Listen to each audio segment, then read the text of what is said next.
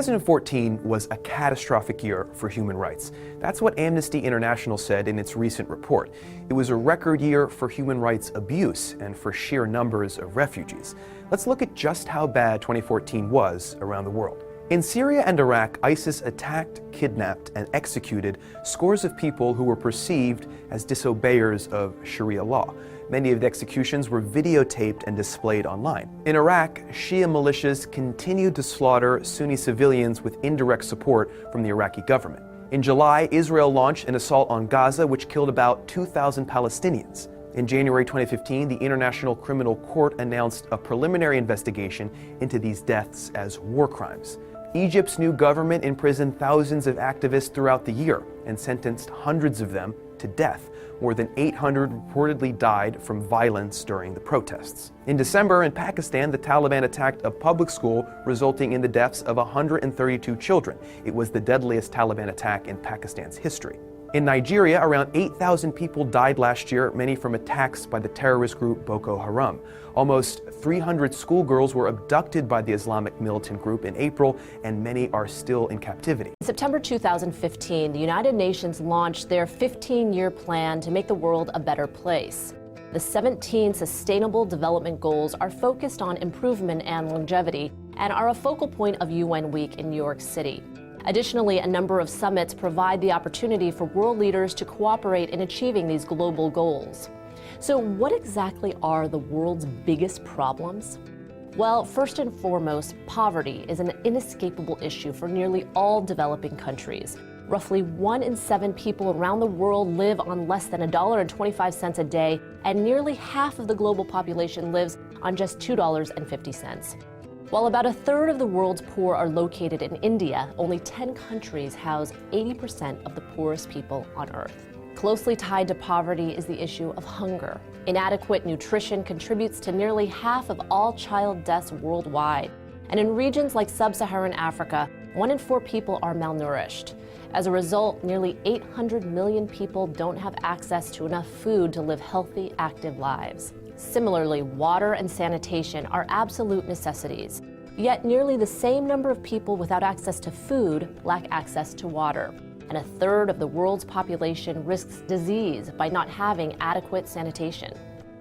Another major issue for developing countries is a lack of educational opportunities.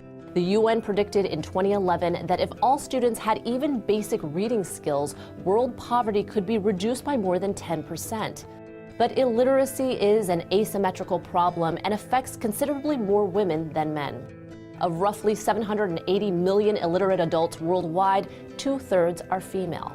As a result, women have considerably fewer opportunities, and it hurts a country's ability to progress economically without a fully educated workforce. This inequality is rampant and not exclusively relegated to gender. Economic inequality is also drawn along racial and social divides. Countries like Namibia see only a few thousand white landowners owning almost half of the country's agricultural land for a population of more than 2 million. In fact, land distribution has become an increasingly relevant issue.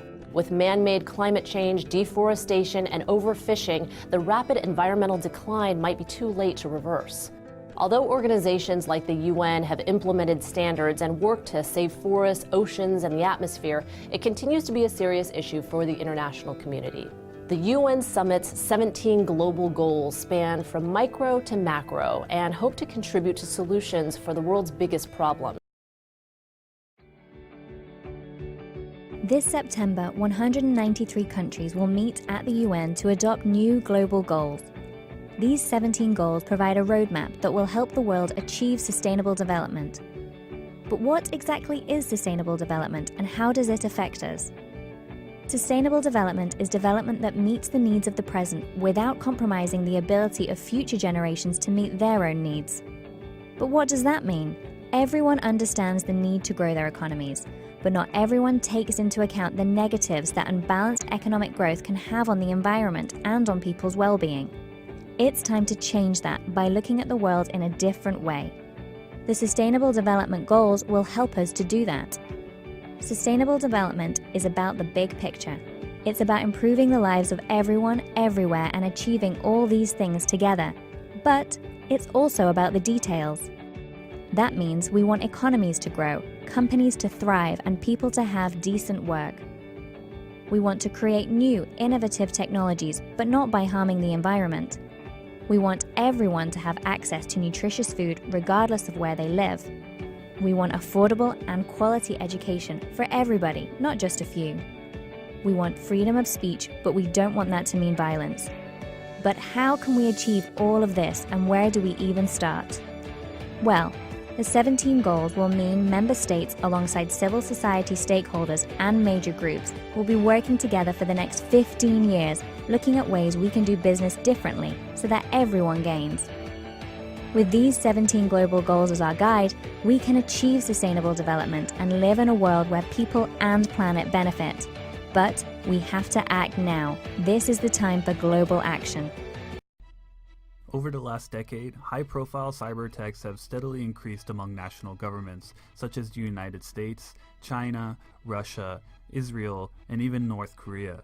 As cyber warfare becomes the battlefield of choice for developed nations, governments are able to launch direct attacks against each other in secrecy and without the risk of causing physical harm. But computing technology is advancing faster than international regulations and policies are prepared to deal with.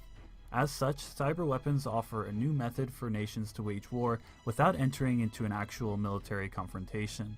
This trend has resulted in new global threats as digital technology becomes increasingly integrated into all aspects of life. In this report, we will examine the effectiveness, allure, and dangers of cyber warfare.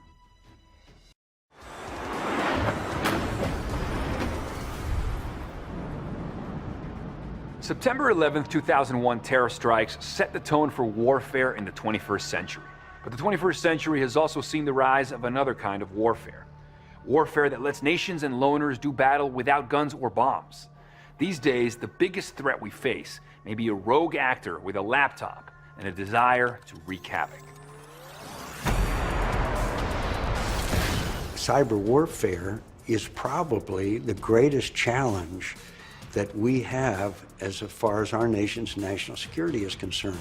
We have an advantage over every other form of competition with possible allies, except one, and that's cyber warfare. And when you see the potential of what a successful cyber attack can achieve, it's enough to make you deeply concerned. This is going to be the new battlefield, an unseen, invisible battlefield where teams of hackers from various nations will duel. In 2010, a computer virus named Stuxnet demolished a secret Iranian nuclear weapons plant. Hackers at Symantec Corporation unraveled its mysteries.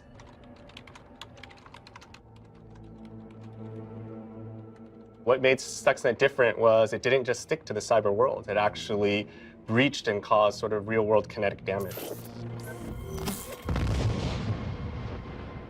It's nothing that we had ever seen before. And so Stuxnet just began spreading all around the world onto Windows machines everywhere.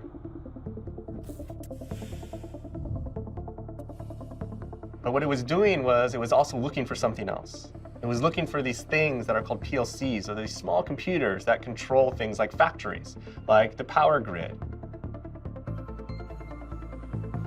What you see here is the code that is put onto the PLC, and this is the normal process. Code goes onto the PLC, turns the PLC on or off, and controls it. When we first got the code, it's literally zeros and ones. You know, it's sort of unintelligible. It was only later that we were able to determine that actually this code was targeted specifically at Iran's uranium enrichment plant in Natanz. Uranium enrichment facilities are very secure facilities. It's not like they're connected to the internet. You can't get your code in and out in that way. So one of the ways Stuxnet was able to get into the facility was via USB key. So it was able to infect USB keys, and then somebody would bring USB key with them into the secure facility, not realizing it was infected, plug it into a computer inside, and then that computer inside would be infected. You know, we don't know definitively who is behind Stuxnet, but it's very clear that it's a nation state, and it's nation states that had something against Iran.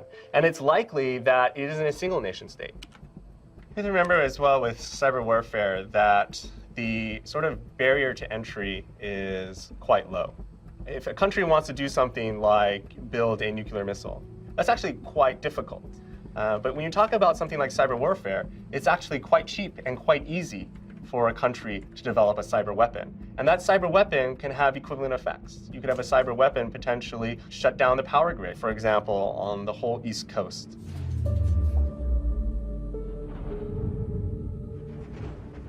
New York is out. Wall Street is out. All your banks are out. You can't even withdraw money. You can imagine people panic starting and people trying to get cash. You can't get cash. ATMs aren't working. Then things like your water waste treatment plants aren't working. There's no clean water. There's going to be a run on stores. Stores potentially aren't even operating. Your credit card's not going to work at the store. There'll be absolutely mass panic. If you can blind the U.S. military, if you can shut down our GPS and our computer networks, our military is basically unable to function. And it could take days or weeks to get those systems back up and running. They can do tremendous damage. They can defeat your armies, your fleets, your air forces by simply blinding them, by taking down their cyber systems. I think that's a huge risk that we face. With cyber war, I always think one of the most effective ways to fight against cyber is to find the computer and the operator and put a bullet through both of them.